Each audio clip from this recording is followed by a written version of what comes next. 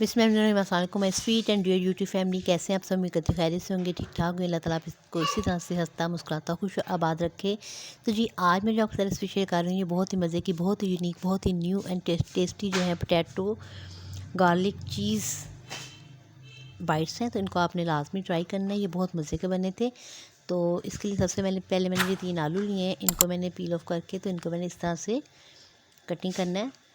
जिस तरह हम लंबाई के रुख आलू काटते हैं ना, उस तरह से आपने इनको काटना है। तो ये तमाम आलू कटिंग करने के बाद आपने इनको गर्म पानी करके उसके अंदर आपने 1 टीस्पून जो है नमक ऐड करना है। और उसके बाद आपने इन तमाम आलूओं को उस पानी के अंदर डाल के तकरीबन 15 से 20 मिनट के लिए रखना है, ताकि इन आलूओं का जो तमाम स्टार्च होता है वो ख़त्म हो जाए। तो ये देखें, इस तरह से कटिंग करके अब हम ये इस तरह से बाउल में पानी लेंगे गरम, उसके अंदर हम अपने तमाम आलूओं को ऐड कर देंगे। तो जनाब आप सबका बहुत बहुत शुक्रिया, मेरे चैनल को लाइक कर रहे हैं, सब्सक्राइब कर रहे हैं, अच्छे कमेंट्स करते हैं। Thank you so much for watching. और जिन्होंने सब्सक्राइब नहीं किया वो भी प्लीज़ जल्दी से जाएँ और मेरे चैनल को सब्सक्राइब करके आएँ। तो अब हम इनको रख देंगे तकरीबन 15 से 20 मिनट के लिए। उसके बाद हमने इनको अच्छे तरीके से ड्राई कर लेना है, किसी छन्नी वगैरह में डाल के या पेपर टॉवल के साथ आपने इनको अच्छे तरीके से ड्राई कर लेना। उसके बाद आपने इस तरह से एक शॉपिंग बैग लेना है, उसमें आपने ये तमाम आलूओं के पीसेस डाल देने हैं।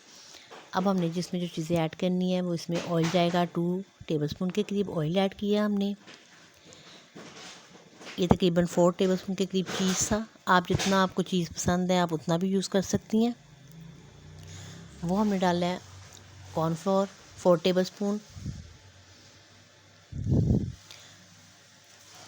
ये पिसी लाल मिर्च है 1 टेबलस्पून, नमक है 1 टेबलस्पून।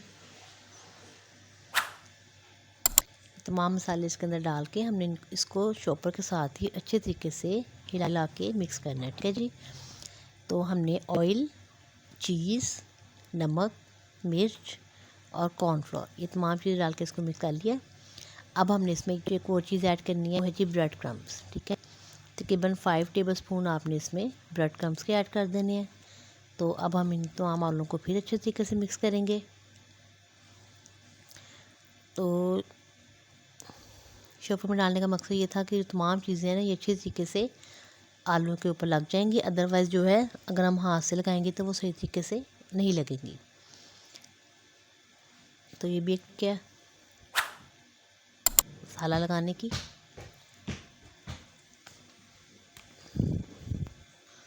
तो ये देखेंगे तमाम चीज़ें लग गई हैं। मैं आपको दिखाती हूँ इनको निकाल के। तो इस तरह से आप एक ट्रे लेंगी,